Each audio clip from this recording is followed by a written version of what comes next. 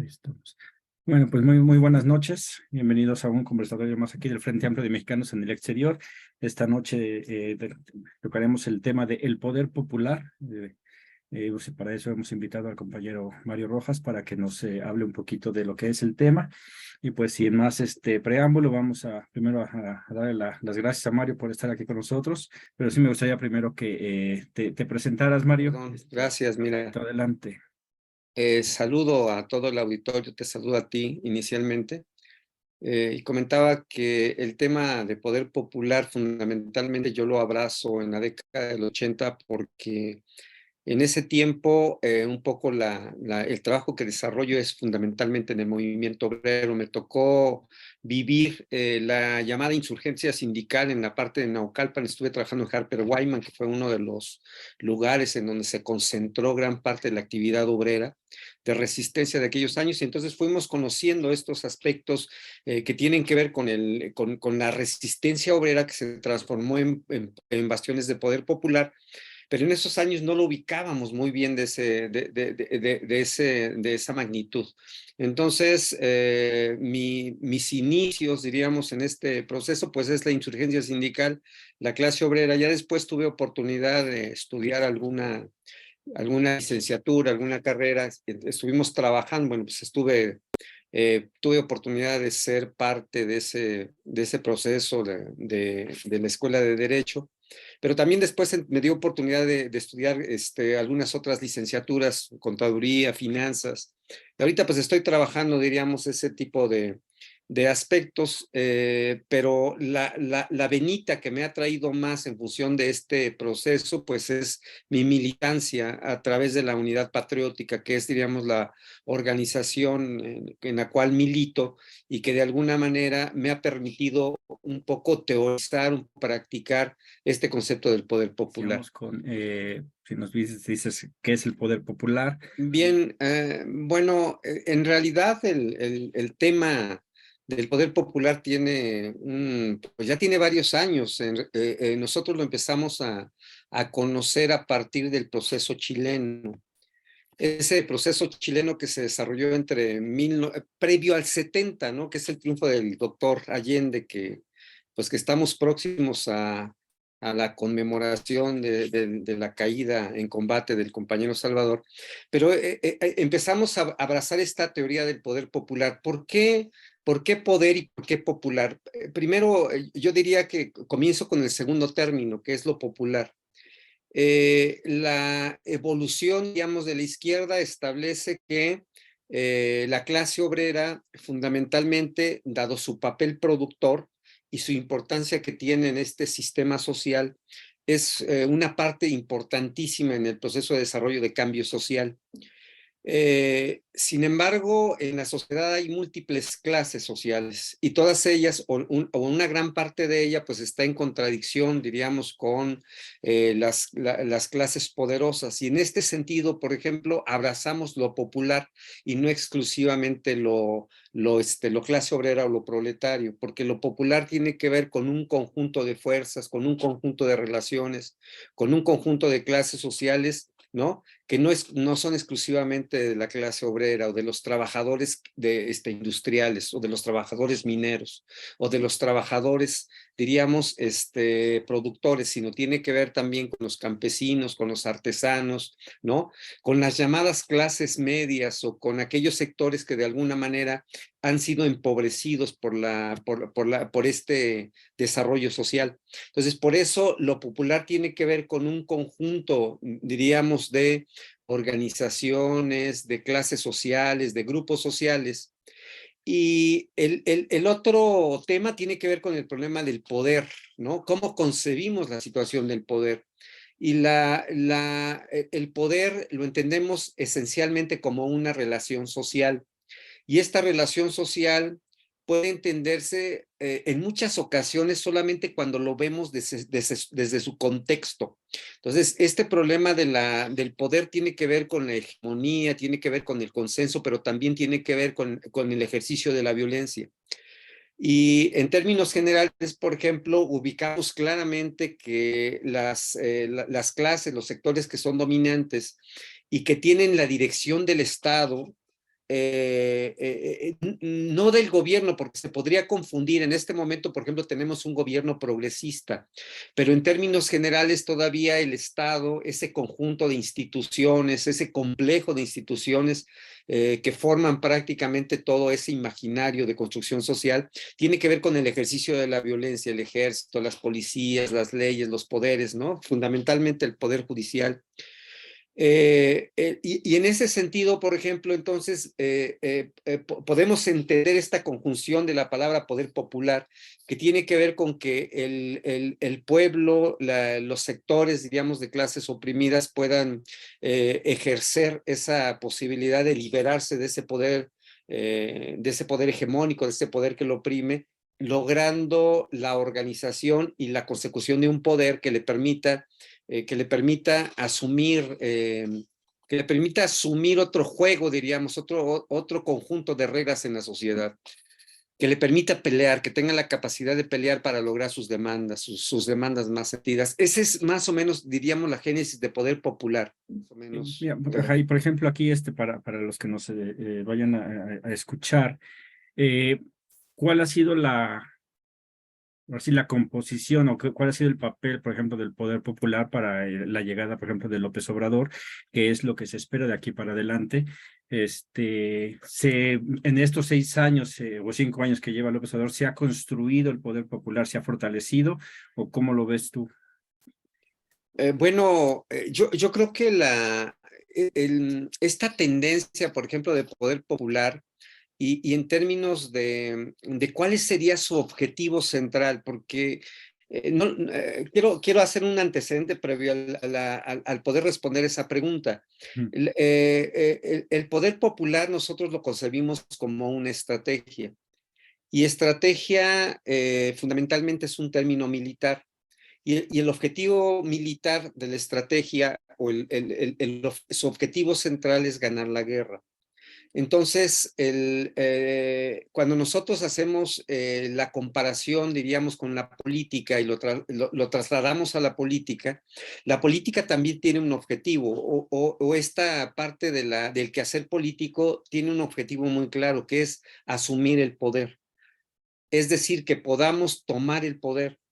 Y aquí quiero hacer una diferenciación que tiene que ver con un poco de historia. Es que las organizaciones que se incubaron después del movimiento estudiantil de 1968 en nuestro país y que termina en fase, diría, 2 de octubre de 1968 con la masacre de la Plaza de las Tres Culturas, se conforman varias organizaciones. Algunas organizaciones tienen un carácter marcadamente civil, de organizaciones de masas, pero una parte importante de ese proceso que surge de 1968 es el movimiento armado. Entonces, esa connotación, por ejemplo, o esa concepción que teníamos en esos años era el poder tomar el poder. Sin embargo, a partir de experiencias, de cómo se ha venido desarrollando, diríamos, este proceso histórico que hoy, diríamos, está en su fase de gobierno progresista, asumimos que el poder no se toma, sino se construye. Es decir, que previo a la toma del poder como un objetivo político, de la estrategia política, se requiere construir el poder. Y yo creo que en este sentido va la respuesta a la pregunta. Hay como muchos movimientos, muchas condiciones y muchos contextos que se reúnen para poder hacer que en 2018 pudiese Andrés Manuel llegar a la presidencia de la República, ¿no? Y uno tiene que ver con todo un proceso organizativo de acumulación de fuerzas, de organizaciones políticas, de organizaciones sociales. Creo que el triunfo de Andrés Manuel no se puede entender sin dos factores fundamentales. Un factor esencial o fundamental es justamente los sociales que tienen 68 a la fecha.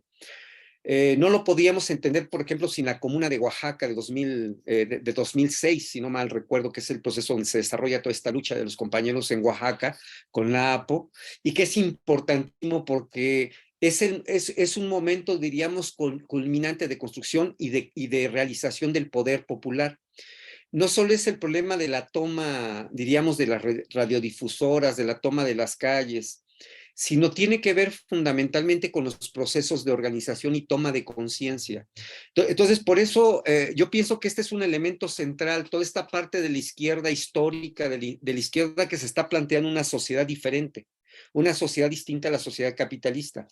Pero la otra parte también es importante, la que rompe con diríamos, con este nacionalismo revolucionario que, o más bien con la parte que retoma el nacionalismo revolucionario, que es la parte fundamentalmente de Cuauhtémoc Cárdenas, Ifigenia, de Porfirio Muñoz Ledo, ¿no? Que son toda esta corriente, obviamente de Andrés Manuel, que son parte de esta corriente.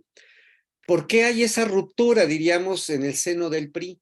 Porque en realidad el proceso de agotamiento del pacto social emergido con la revolución de 1910, ese pacto se rompe en realidad más o menos por ahí del año 82, que es cuando Miguel de la Madrid mete la política económica y en general la política social neoliberal.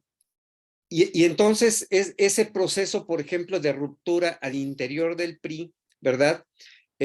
Logra en buena medida ir construyendo un aparato de masas, un imaginario de masas, que se conjuga con este otro movimiento que nace en gran medida del 68, ¿no?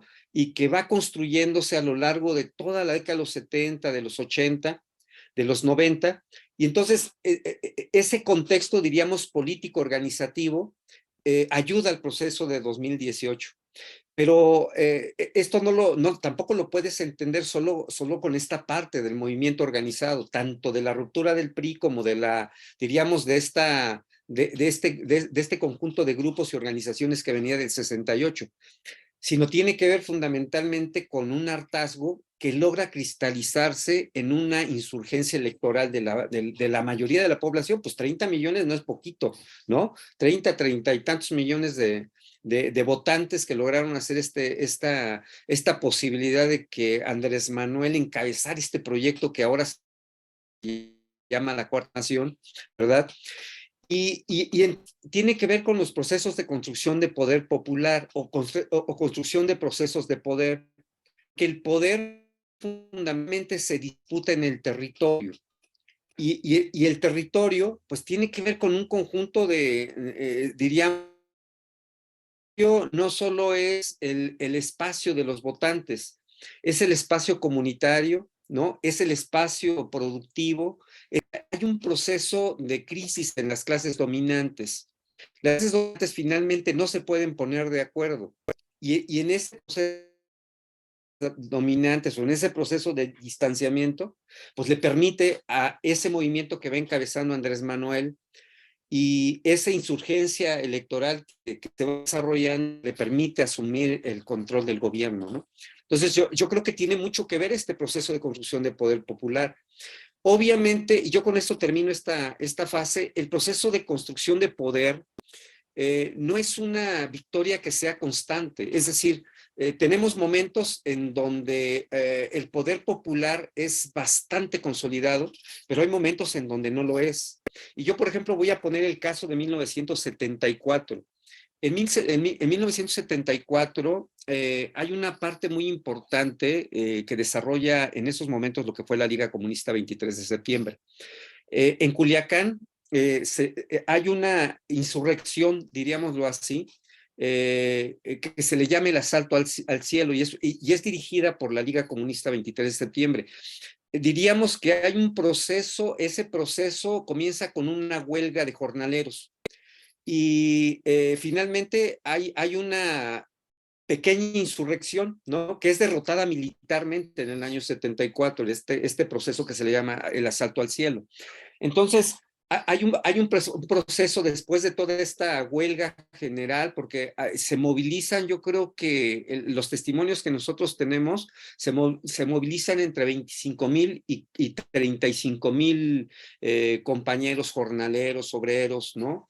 Estudiantes, y todo ello bajo la dirección de una organización político-militar. Pero estos procesos de poder, diríamos, que se generaron, pues fueron también igual, sufrieron una derrota. Es decir, que no podemos decir que estos procesos, por ejemplo, que estamos construyendo de organización social, de organización comunitaria, de organización política, siempre tengamos como un proceso de estabilidad o que siempre sea ascendente. Porque ahorita, por ejemplo, tenemos, desde mi perspectiva, porque puede haber algunos compañeros que tengan una perspectiva distinta, pero el gobierno de Andrés Manuel nos ha permitido un montón de formas de reorganización social, de reorganización económica, de reorganización política, ¿no? Y cosa que no podríamos haber tenido si otro gobierno estuviera en este momento administrando, digamos, el Estado. Y entonces tenemos esa posibilidad y hoy tenemos buena posibilidad de que eso que se le llama cuarta transformación pueda consolidarse, pero además se pueda ampliar en términos de la construcción de poder popular. Pero bueno, las clases dominantes, la oligarquía, los potentados o Claudio X González y su séquito de seguidores no se duermen. O sea, están constantemente en este proceso de contradicción. Entonces, si nosotros nos descuidamos, esa correlación de fuerzas que hoy se tiene favorable desde mi punto de vista, puede ser que no sea tan favorable después de no sé, del 2025, 26, puede ser que ya no sea tan favorable. Y entonces tiene que ver mucho con el proceso de poder hacer que las conciencias realmente se consoliden, que no solo consolidemos organización en el proceso de construcción de poder popular, sino que consolidemos conciencia. Porque si nosotros no hacemos la revolución de las conciencias, si nosotros no asumimos una posición ideológica, ¿no? Que cuestione la manera de poder producir, la manera en cómo se generan esas relaciones de producción y de cómo el que es dueño de esos medios de producción se queda prácticamente con toda la riqueza social, se quedan en pocas manos. Bueno, está Slim, está Bayeres, está Salinas Pliego, es decir, hay un conjunto de personajes que se quedan con la mayoría de la riqueza social construida. Entonces, si nosotros no somos capaces de articular una propuesta organizativa permanente, sólida, pues estamos en riesgo porque estamos en un proceso de lucha constante, ¿no? Entonces, ese es un poco el punto de vista que tengo en relación a tu pregunta. Gracias. Fíjate, aquí hablabas al principio cómo inicia esto a partir de en Chile, justamente cuando empieza a entrar lo que es el neoliberalismo. Una sobreexplotación del individuo, y viene la respuesta, ¿no? Empezar a crear esta clase, este poder popular, que por lo que veo se ha dado, pero ahora sí que en núcleos muy, muy separados y que convergen en este 2018 para que se dé la posibilidad de que López Obrador llegue a la presidencia. Ha venido haciendo trabajo, pero ahí sí hay un momento en el cual se para.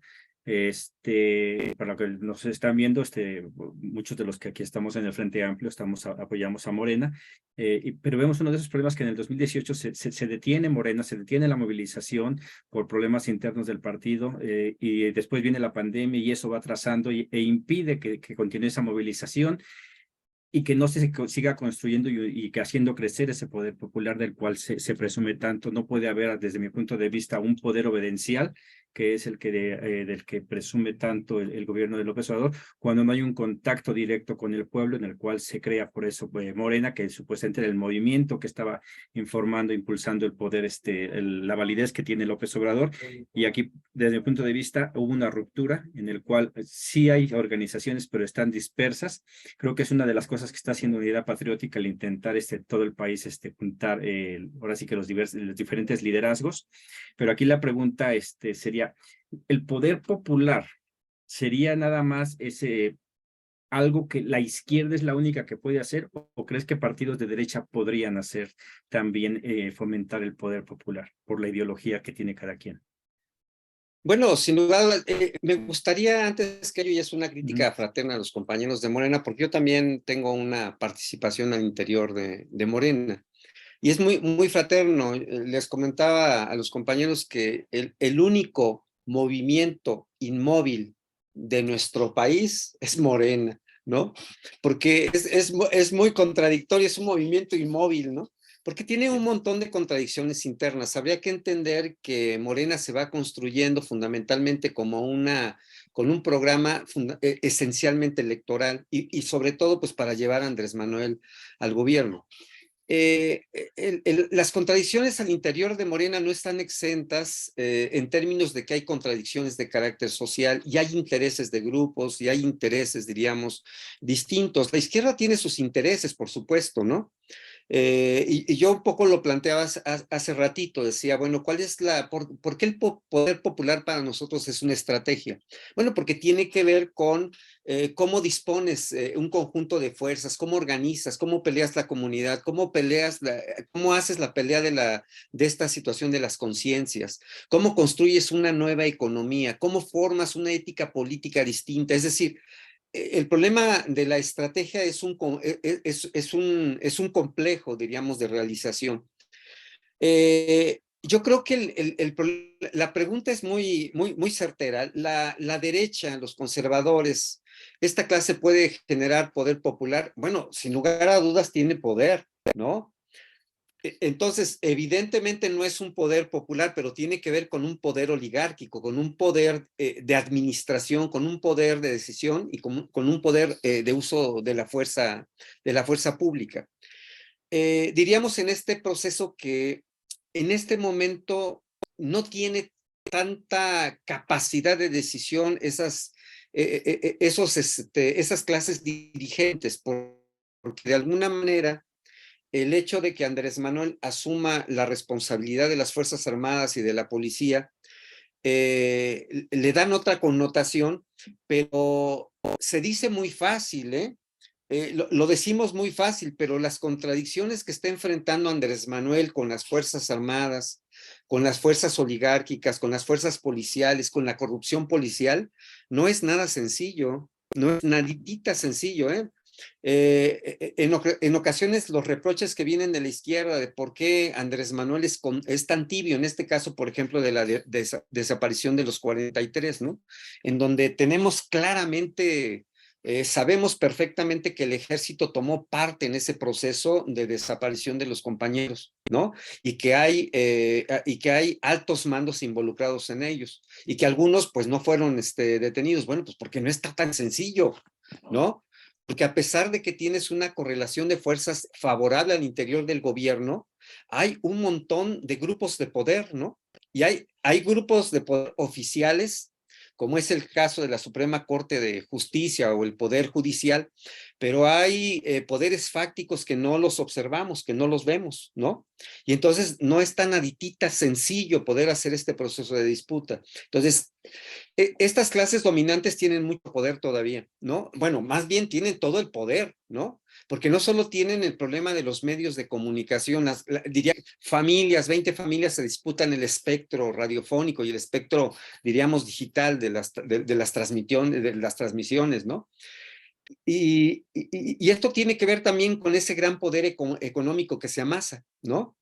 Si tú mueves 4.000 millones de dólares diarios en la bolsa, ¿no? Que este es un dato, a ver si no lo estoy equivocando, porque es un poco de dato de memoria, ¿no?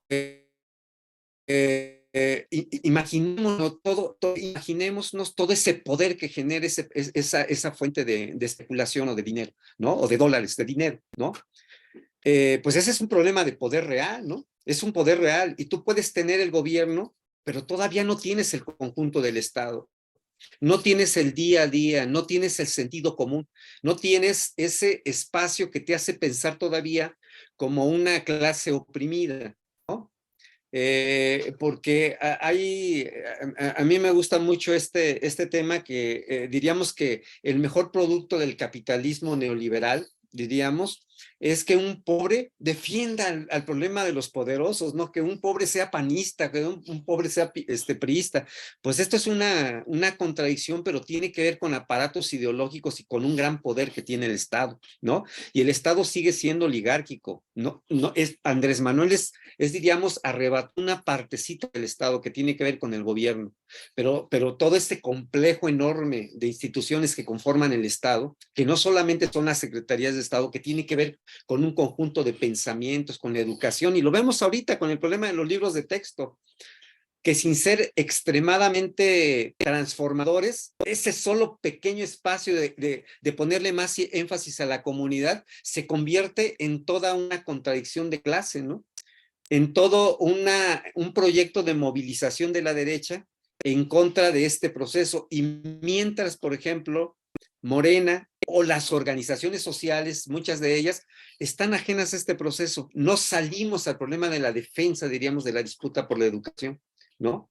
Y necesitaríamos salir a la disputa por la educación y la disputa por la economía y la disputa por la energía y la disputa por ese fobaproa oprobioso, ¿no? Y la disputa por esas reformas constitucionales que hubieron en la época de Peña Nieto y que hoy evidentemente laceran la construcción de ese pacto social que se terminó, diríamos, con esa modificación en la Constitución, ¿no? Pues, y vuelvo un poco y con esto concluyo el problema de la respuesta. Evidentemente la derecha tiene poder y tiene un poder inmenso, ¿no? Lo que pasa que hoy la correlación de fuerzas en términos generales es relativamente favorable para sectores populares.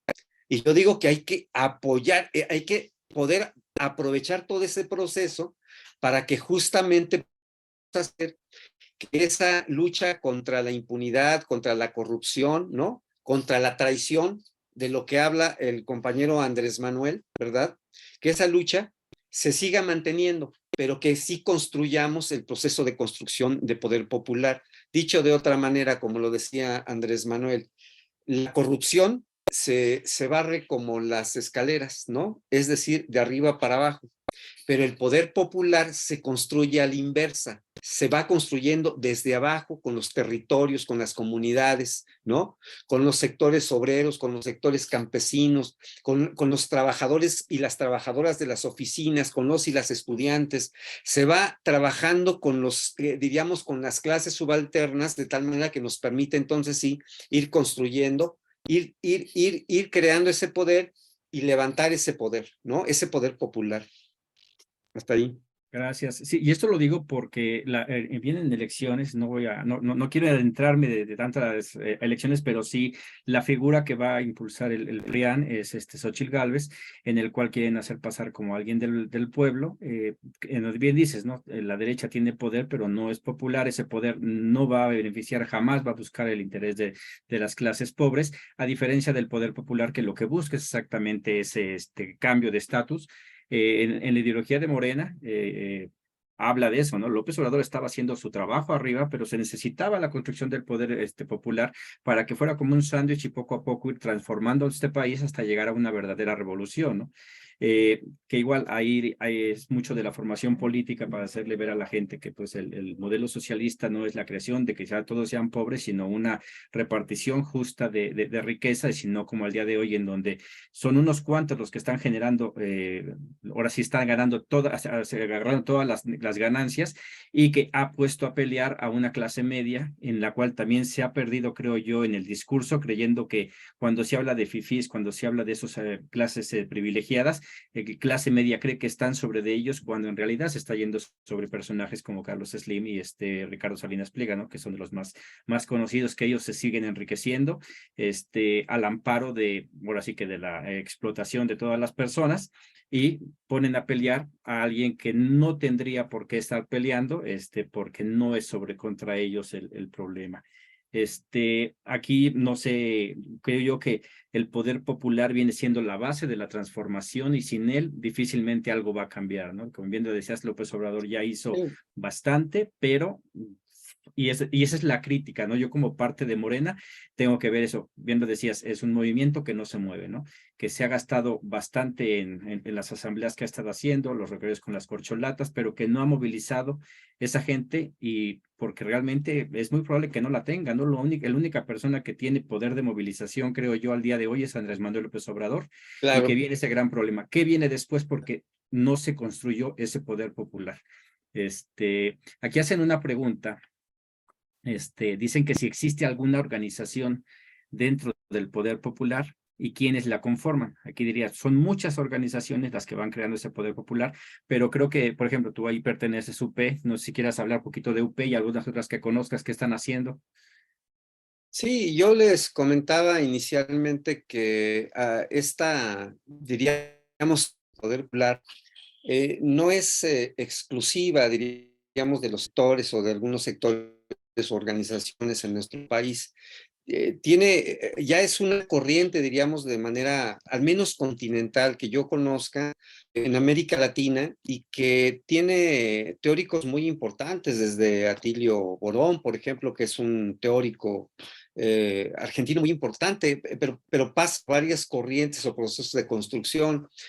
El mismo compañero Pepe Mújica, ¿no? Que fue de los 12 compañeros rehenes de la oligarquía en la época de la década de los 70, pues en los 70 más o menos, finales de los 60, principios de los 70, y que su principal dirigente era Raúl Sendic, ¿no? Compañero prácticamente que murió, aunque muere en Francia, peleado por François Mitterrand, prácticamente lo arranca de las mazmorras. En realidad el compañero ya estaba prácticamente muerto, ¿no?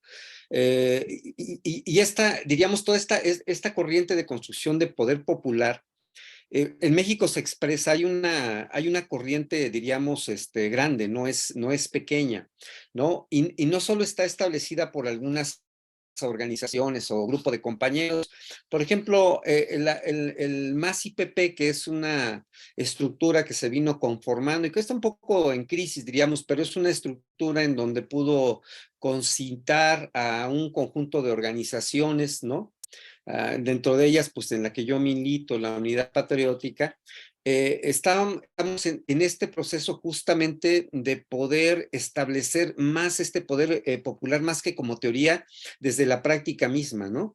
Entonces, por ejemplo, el trabajo que nosotros desarrollamos es un trabajo fundamentalmente comunitario. Y este trabajo comunitario intenta dos cosas. La primera es no depender, diríamos, de los recursos del Estado. Lo cual implica que necesita la forma o necesita o tiene que ver con su forma de producir, ¿no? Bienes económicos para poder solventar el proceso de organización. Y entonces, ¿cómo se hace? Es fácil, ahorita voy a comentar un poco el ejemplo. Tiene que ver con las cooperativas, ¿no? Con las cooperativas. Un caso, el caso de Chiapas, de nuestros compañeros de la organización, de la organización proletaria Emiliano Zapata, que son parte de la Unidad Patriótica.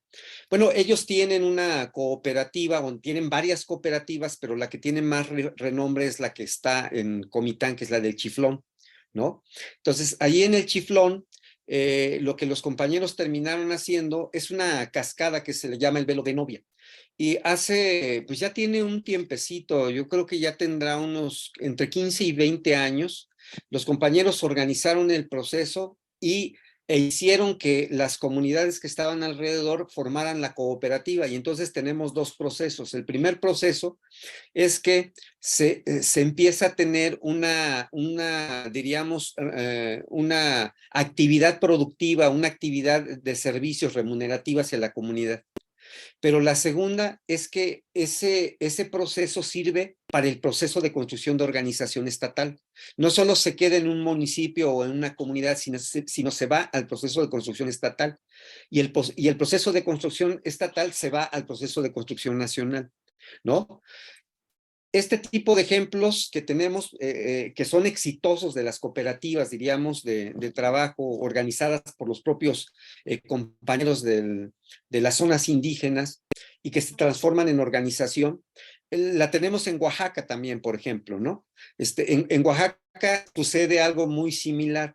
En Oaxaca, con los compañeros del CODEP, que es parte de la organización de la Unidad Patriótica, igual se tiene un conjunto, diríamos, de formas organizativas de producción de vivienda, de producción de mezcal, ¿no? Cooperativas de mezcal, que van permitiendo que la organización sea autofinanciable.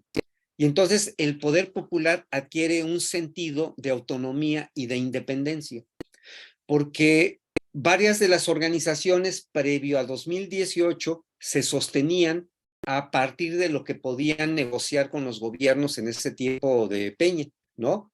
O diríamos, con los proyectos que se metían a las secretarías y que de alguna manera se podían obtener.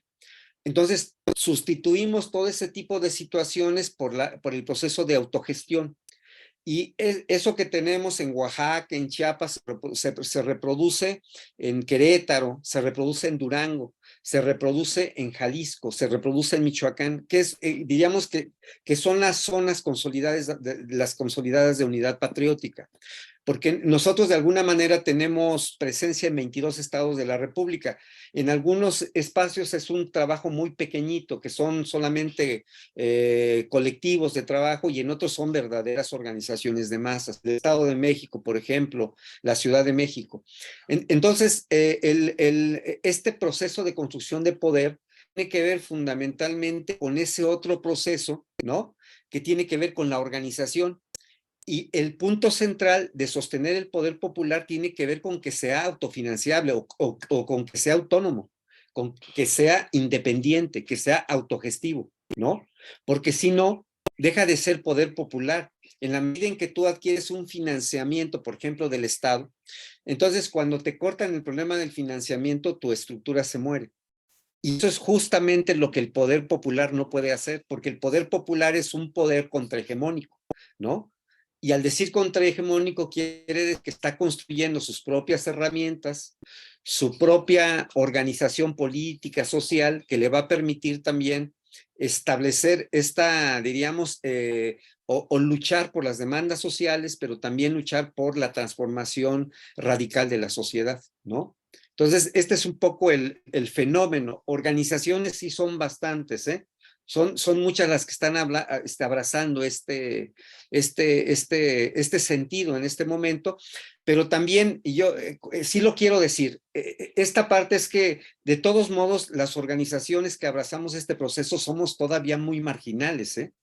O sea, no tenemos un punch suficiente, diríamos, ese proceso de organización social no nos lleva todavía a un proceso general de movilización de masas impresionante, no lo tenemos, ¿no? Porque son procesos son procesos en construcción, pero la idea es justamente que el poder popular se desarrolle a tal grado que pueda tener esta disputa de poder con la oligarquía, ¿no? Y yo creo que en buena medida el proceso electoral que viene, el del 2024, pues tiene que ver, con que la derecha no vaya a recuperar el problema del poder. Y cuando decimos la derecha, ahorita es la derecha más recalcitrante. Es la derecha, diríamos, que en poco tiempo se va a convertir en la derecha fascista, ¿no? No solo en el lenguaje, porque va a pasar del proceso de organización, diríamos, que ahorita lo tiene un poco derrotado moralmente, o sea, que no está en sus mejores condiciones, pero va a pasar al proceso de construcción de organismos paramilitares, que en realidad hay organismos paramilitares funcionando. El narcotráfico no es otra cosa, ¿eh? Los grupos del narcotráfico son grupos militares, ¿no? Y grupos emparentados con sectores que tienen gran potencia económica, ¿no? Entonces, si nosotros no somos capaces de poder concitar en este proceso electoral una gran alianza con todos los sectores, ¿no? Con todos, absolutamente todos. Y aunque no estoy muy de acuerdo en hablar de la clase media como una, diríamos, me resisto todavía un poco a hablar de las clases medias, pero acepto el reto de hablar con las clases medias. Este grupo, por ejemplo, que no pertenecen a los sectores de producción como los obreros, los campesinos, un poco los artesanos, ¿no? Los pescadores, las pescadoras, ¿no? Que están más en este proceso de la profesión, del trabajo independiente, ¿no? De todos modos, esta clase media, voy a aceptar el reto de hablar de la clase media, ha sido muy golpeada, pero no ha sido golpeada por Andrés Manuel, ¿eh? Ha sido golpeada por el proceso, ¿no? De deterioro de la sociedad mercantil, de la sociedad que comercia todo. Y finalmente, estos sectores, estos compañeros, estas clases prácticamente que tiene casa, que tiene auto, en un 80% lo debe todo. Todo lo debe. Está endrogada la generación, esa generación, y está la generación que le sigue, ¿no? Sus hijos están endrogados porque deben la casa, porque deben el carro, porque tienen saltadas las tarjetas, ¿no? Porque el salario no ha aumentado de manera real.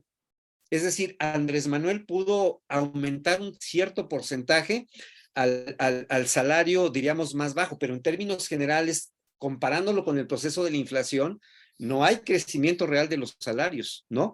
Y sí hay un crecimiento de los precios. Y no es un problema de Andrés Manuel, este es un problema de funcionamiento de la sociedad en general, porque no es el caso mexicano, este es un caso, diríamos, internacional. Entonces, por eso este problema con las clases medias, necesitamos que las clases medias abracen el proyecto de construcción de poder popular y que abracen el proceso de construcción y de lucha para que la derecha no regrese. Ojo, mucho ojo. Y también es importantísimo, por ejemplo, comentar este fenómeno.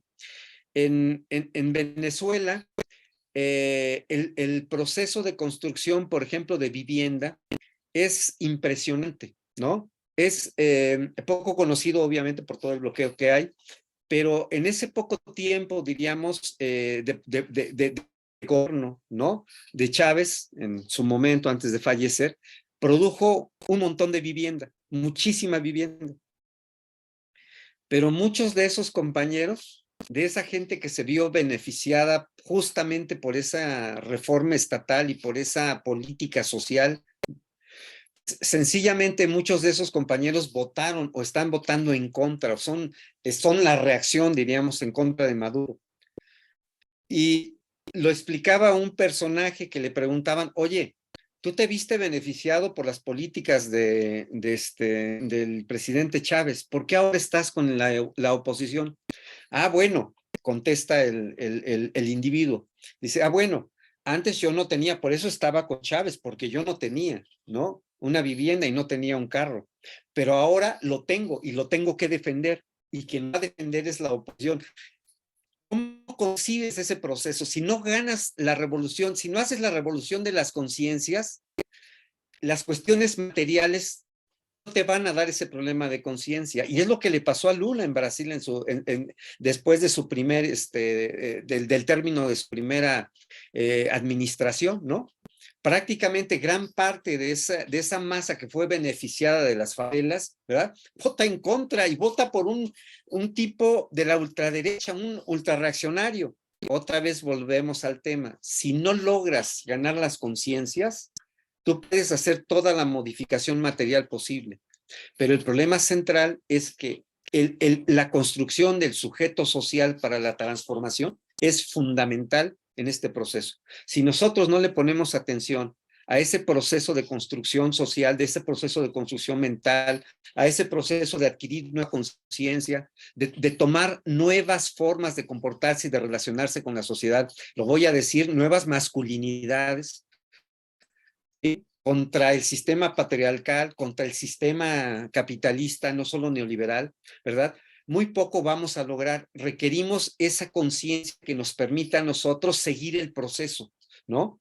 Y si asumimos eso, no perdemos el 24 y profundizamos los procesos de la 4T, pero sobre todo profundizamos el proceso de construcción de poder popular, porque el poder popular es el que nos va a garantizar una permanencia en esta sociedad, ¿no? Que no es tan sencillo. Necesitamos para el proceso de cambio mucho tiempo. No se logra en 6 años ni en 12. Es un proceso largo, hay que asimilarlo en la cultura. Y los cambios culturales son generacionales, no son tan inmediatos, ¿no? Volver a la asamblea, volver a la toma de decisiones por asamblea, ¿no? Que sea la asamblea la que decida, ¿no? Volver a ese movimiento asambleario comunitario. Pero no está tan sencillo, porque la comunidad tampoco es pura. En la comunidad hay distintas contradicciones, hay distintas clases sociales que se la mueven en la comunidad y es una batalla constante. Necesitamos ganar las conciencias, hacer la revolución de las conciencias. Sin ello, es poco probable que el proceso de construcción de poder popular se pueda seguir desarrollando. La otra vez que había leyes, reglamentos para el poder popular, más bien serían las condiciones o los medios para poder hacerlo, lo acabas de decir, construcción de las conciencias, el ser autofinanciable, aunque no sé, me imagino, en un principio se puede intentar buscar el apoyo del gobierno, porque para eso está, para eso son estos impuestos, para que se destinen a donde se necesiten, pero sí el buscar lo más pronto posible, cualquier movimiento que sea autosustentable, ¿no? Pero sí tiene importancia este problema de las leyes y de los reglamentos. En realidad, el poder popular que nosotros estamos proponiendo tiene ciertas bases o tiene, diríamos, esta forma de concreción. Uno de ellos es una nueva economía. El otro es leyes y reglamentos. ¿Cómo lo puedes hacer oficial? O sea, ¿cómo puedes hacer que en este proceso en donde tenemos unas ciertas condiciones favorables, podamos hacer que las leyes y los reglamentos asuman este proceso de construcción de poder popular, ¿no? Y tiene que ver con las políticas públicas. De este espacio podemos ir haciendo ese proceso de transformación y dejando de manera constitucional derechos que pueden ser inalienables y que reconozcan el proceso de construcción de poder popular. Pues tiene que ver con el nuevo constituyente, ¿no? Es decir, necesitamos un nuevo constituyente, necesitamos un nuevo pacto social, un pacto social, ¿verdad? Que fue roto en la época neoliberal y que tiene que ver con 1910-17, que es la revolución. Necesitamos un nuevo pacto social. Pero, ¿qué sucede mientras no tenemos ese nuevo pacto social? Lo que estamos ensayando en las comunidades en donde nosotros trabajamos es justamente eso. Nuevas leyes, nuevos reglamentos que aplicamos en las comunidades, que son parte de las comunidades y que entonces formalizan este proceso de la construcción de poder popular en esos reglamentos. ¿No? Esto lo dan compañeras y compañeros que tienen la experiencia de Venezuela. En Venezuela, por ejemplo, prácticamente todos los ministerios son del poder popular. Las leyes ratifican la cuestión del poder popular. Así se establece. La Constitución diríamos, está regida por los procesos de construcción de poder popular.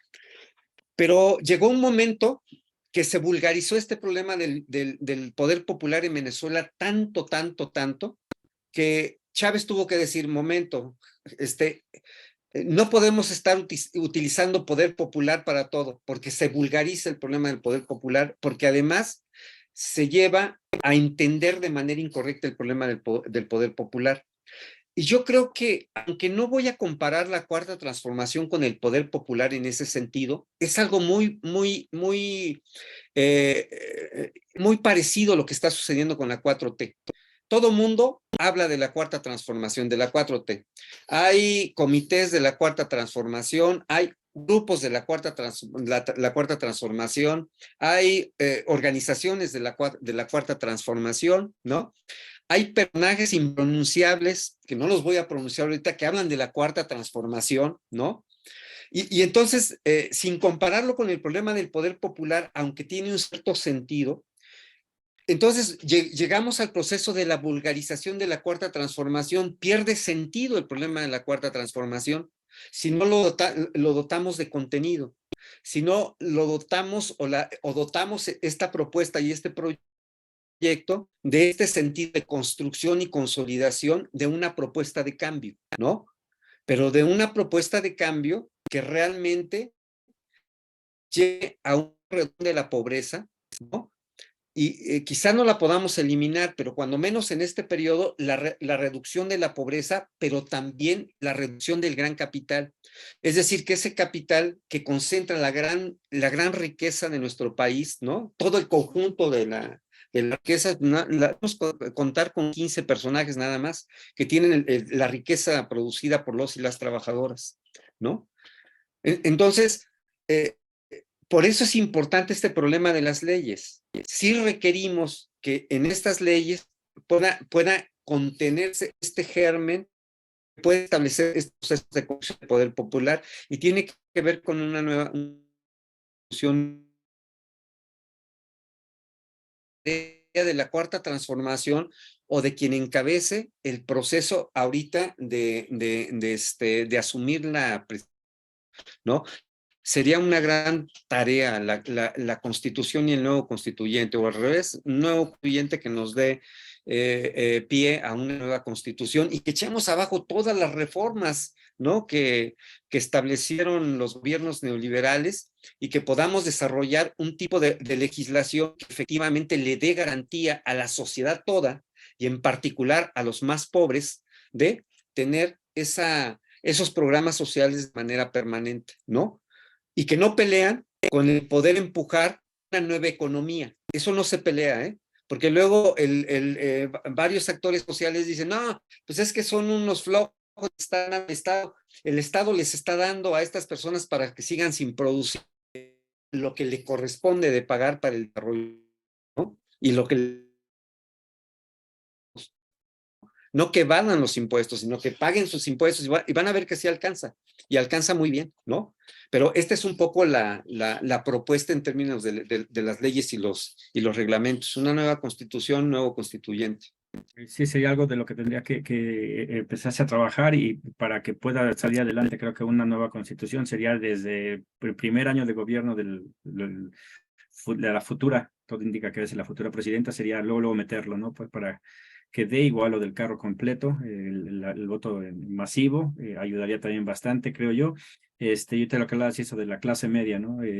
Yo sí me quiero meter con lo que es la clase media, porque sí siento que se van y tienen los mismos vicios y defectos a lo mejor que de la clase proletariada, pero con la diferencia que la clase proletariada no ha tenido la posibilidad a lo mejor de educarse, de informarse, cosa que la clase media sí, y aún así cae en el apoyar cosas que no sabe ni qué onda, ¿no?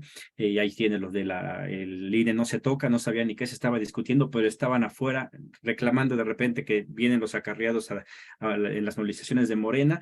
Pero pues esta clase media que sí ha tenido estudios y que tiene la posibilidad de informarse, no lo hace, y sale también a defender algo que no es algo que vaya en contra de sus intereses, ¿no? Porque la clase media, si le va bien a los de abajo, le va a ir mejor a la clase media, ¿no? Aquí los intereses que se están dañando son, como dices, de esas 15 personas que concentran la mayor parte de lo que son las ganancias de la riqueza de este país, y pues inclusive del mundo. Y de igual manera, como muchos están defendiendo ahorita algo y no se han dado cuenta que fueron perjudicados a la clase media, por ejemplo, con el Fobaproa, que están teniendo que pagar esa deuda que benefició a estos 15 personajes que se hicieron más ricos con esa crisis, y que llevó a lo que fue el Fobaproa. Aquí preguntan algo que dice: ¿el poder popular es designado o se percibe como legítimo? No sé si quieras contestarla. Yo, como lo veo, no es que se designe, se forma, y es tan legítimo porque sale del pueblo, ¿no? Sí, yo, sin duda, la legitimación del poder popular tiene que ver justamente con su acción, con su permanencia, con su validez. A mí me parece, o sea, no te pueden legitimar. Yo creo que ese sería un gran error, ¿eh? Que pudiésemos legitimar el poder popular sin una gran fuerza social, porque entonces sería artificial este problema de legalización o de legitimación. Yo creo que el problema de ser legítimo tiene que ver fundamentalmente con su proceso mismo de existencia. Si nosotros finalmente observamos que el poder popular no se puede construir, o que no se construye de manera adecuada, entonces no es legítimo. Si no involucra al pueblo, si no involucra a los sectores marginados, a las clases subalternas, entonces el problema del poder popular solamente es un eslogan, ¿no? Y yo creo que justamente el problema central es que el poder popular sea legítimo por sí mismo, que pueda ser una expresión de organización de los sectores obreros, ¿no?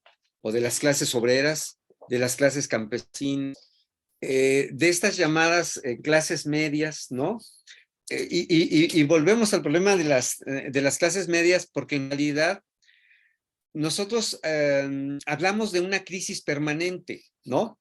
La gran ventaja del problema del capitalismo, su gran ventaja es que supera este problema de las crisis de manera también recurrente o constante, pero cada vez las crisis son más recurrentes y más fuertes.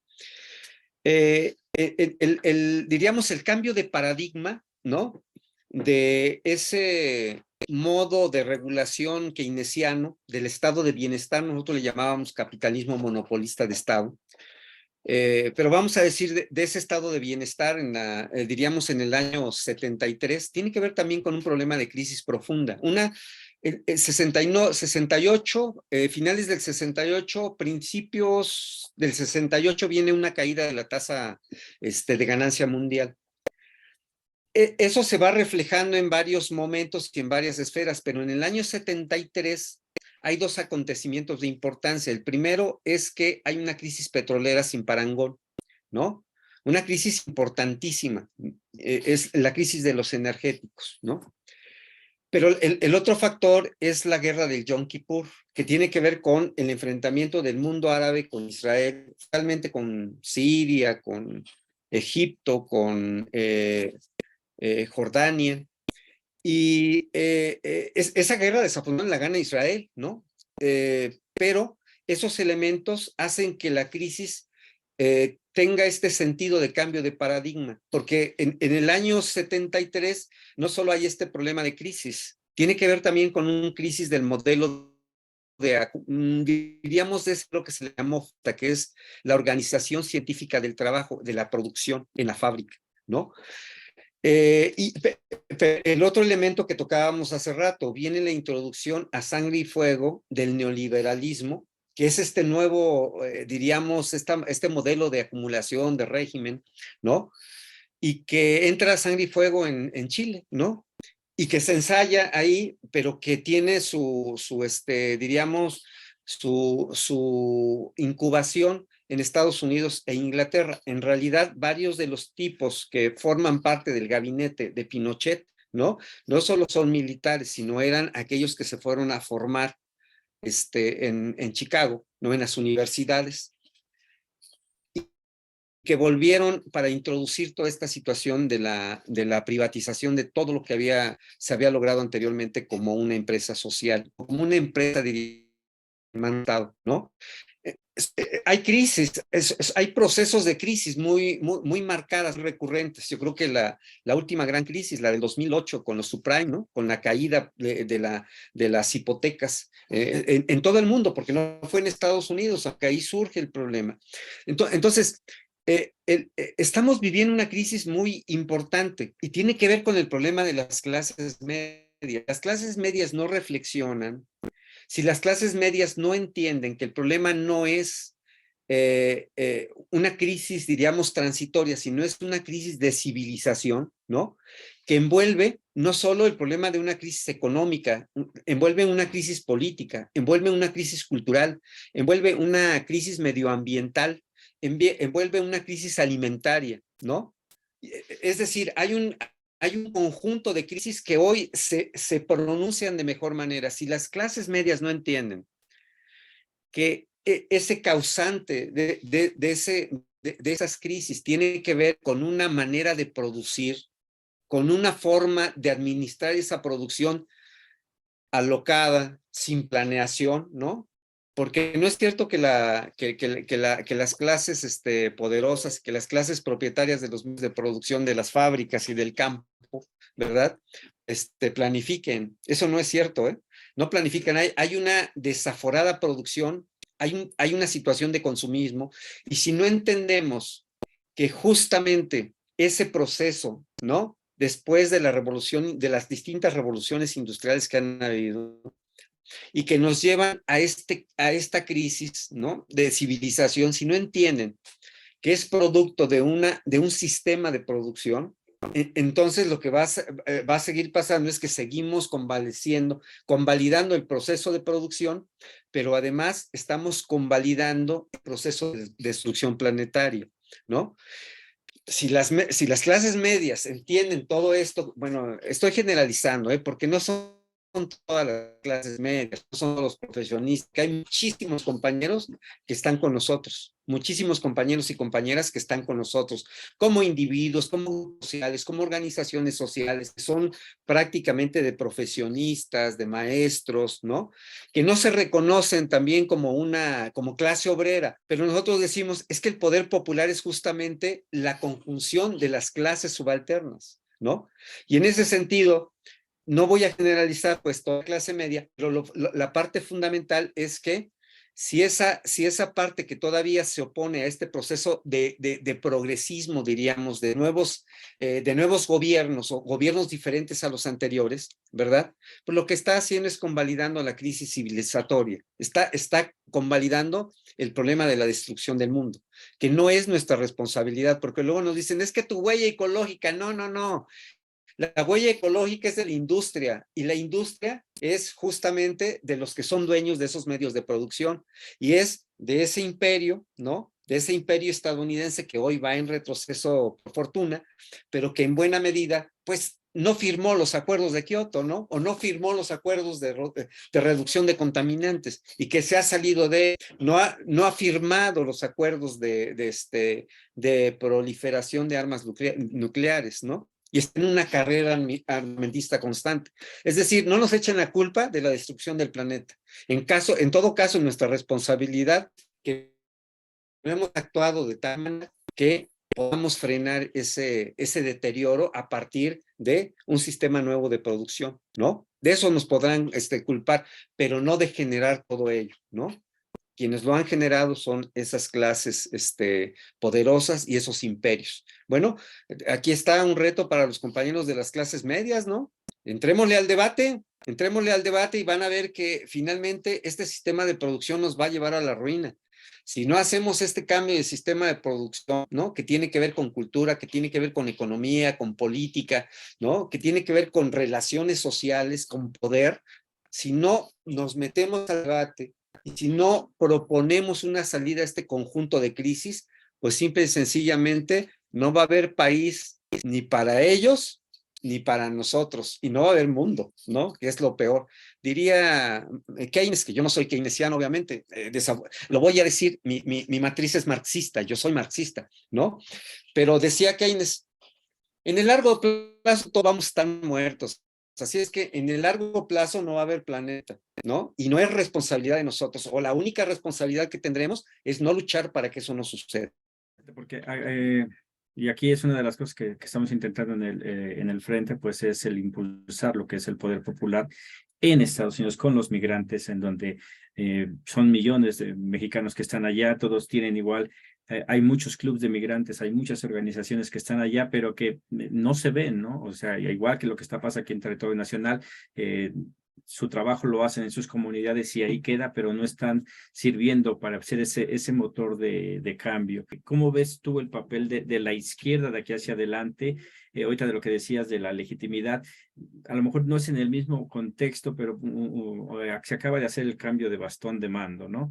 En el cual si Claudia Sheinbaum convoca y salen las cantidad de mexicanos que salen a apoyar a López Obrador, vendría siendo la legitimación del poder que se le está entregando a ella, y si no, habla ahí de que se necesitaría construir el mismo poder, el arrastre que trae López Obrador, en el cual él solito, miles de personas salen a las calles y lo apoyan. Aquí habría que construirse, creo yo. ¿Cuál sería el papel de la izquierda de aquí hacia adelante en esta construcción de pues lo que es el poder popular, pero también la consolidación de algo que ha costado muchos años de trabajo para iniciar esta transformación que empezó que empezó esta nueva etapa en el 2018?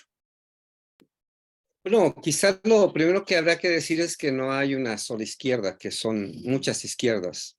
Que hoy diríamos lo que nos enseñó el movimiento zapatista en general de 1993, 94 y todo lo que siguió, pero los antecedentes de construcción del movimiento zapatista, lo que nos enseñó es que hoy la izquierda tiene diferentes manos, diferentes rostros, diferentes sentidos de organización, ¿no? Hoy podemos hablar de ecosocialismo, o podemos hablar de ecología, o podemos hablar del mundo indígena, de los pueblos originarios. Podemos hablar, diríamos, de procesos de organización comunitaria. Podemos trabajar el problema de las clases o esta situación de las clases medias. Es decir, hoy la izquierda tiene muchas manifestaciones, tiene muchos rostros, tiene muchas manos, tiene muchos colores, ¿no? Y que debería ser rojo, pues, pero en colores. Se nos fue la señal con Mario. Hay algo que había, alguno de los internacionalistas con los que hemos platicado, que hablaba que mientras las izquierdas no se unan y vayan en conjunto, bien lo decía Mario, hay muchas izquierdas, no es una sola, son diferentes manifestaciones, expresiones de izquierda, y a menos de que no se unan, difícilmente van a poder cambiar algo. Algo de lo que se ha hablado con el gobierno de López Obrador es precisamente que no es un gobierno de izquierda, es más o menos, es más de centro, pero igual es mucho más de izquierda que otros gobiernos, y de igual manera esa es la forma que le tocó el gobernar. Bien lo decía también Mario, de los poderes fácticos que ya hay, lo que es el Estado. No era lo más sencillo el llegar y hacer cambios que no se podían, porque igual una cosa es que se hubiera llegado a la toma del poder, pero que en sí iba mucho más allá, ¿no? El viejo régimen, muchas veces lo ha dicho López Obrador, el mover el elefante reumático ha costado trabajo, y pues se cambió el discurso al principio de hablar de un cambio por completo con la cuarta transformación, y después ya se dijo que se iban a sentar las bases. El día de hoy, pues ya son 5 años de trabajo, se ha avanzado en ciertas cosas, pero ya lleva regresando aquí Mario. Eh, pero que sí hay mucho todavía por hacer, ¿no? Bien, se te fue. Entonces estábamos con tu participación de ¿qué es lo de De las Claudia. diferentes, Yo ajá, creo que Claudia, las diferentes izquierdas? izquierdas y Claudia, sí, se pone muy difícil en realidad, ¿eh?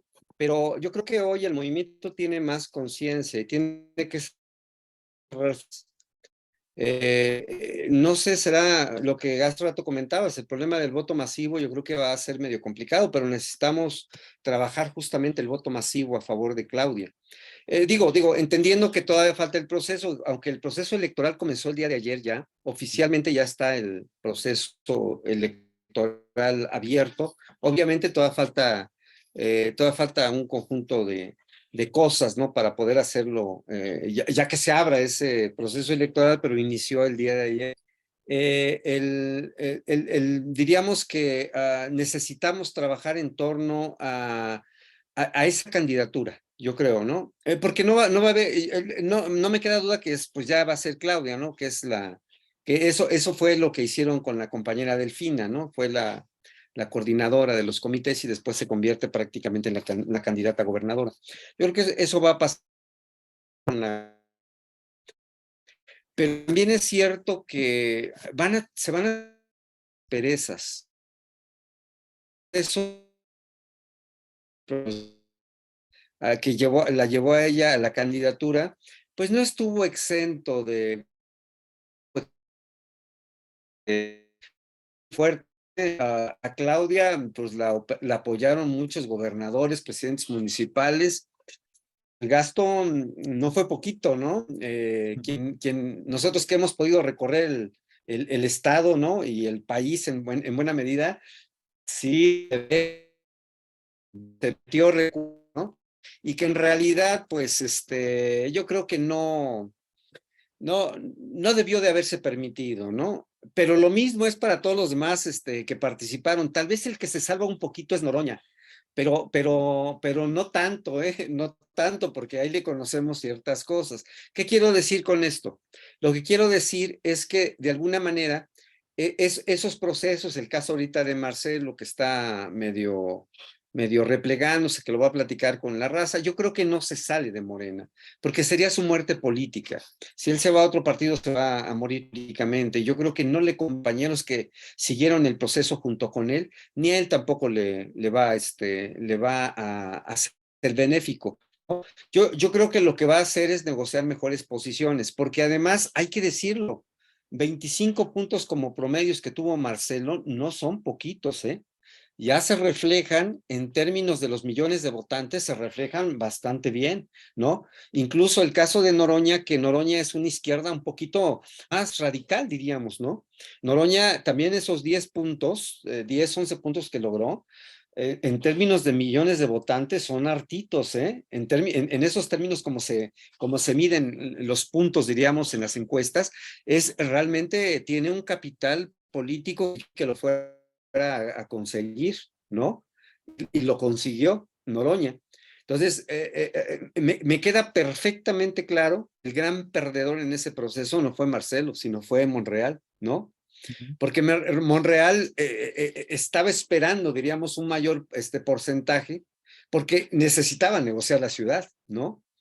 Y en este sentido creo que no le va a alcanzar. Yo espero que no le alcance en realidad y que Claudia no vaya a acceder o que ese grupo de compañeros que están en ese proceso y compañeras en ese proceso de dirección no vayan a acceder, ¿no? La otra mala sorpresa pues fue el güero Velasco, ¿no? Fue la otra sorpresa porque él logró que yo también pensé que no lo iba a lograr, que iba a tener mucho menos. Este amigo pues está emparentado con los Salinas, ¿no?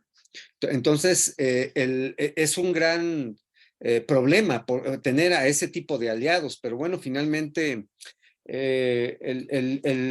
si le va muy bien a Morena en este proceso, pues nada más va a poder lograr 300 diputados y gana de todas, pero no va a tener una mayoría calificada en la Cámara. Se necesita ganar y estar con los aliados, que los aliados también aporten, porque si no, no ganas. Y en este momento nos es muy útil el problema de la mayoría calificada en la Cámara de Diputados. Nos es indispensable, porque eso permitiría justamente hacer los cambios constitucionales que no se pudieron hacer en esta fase.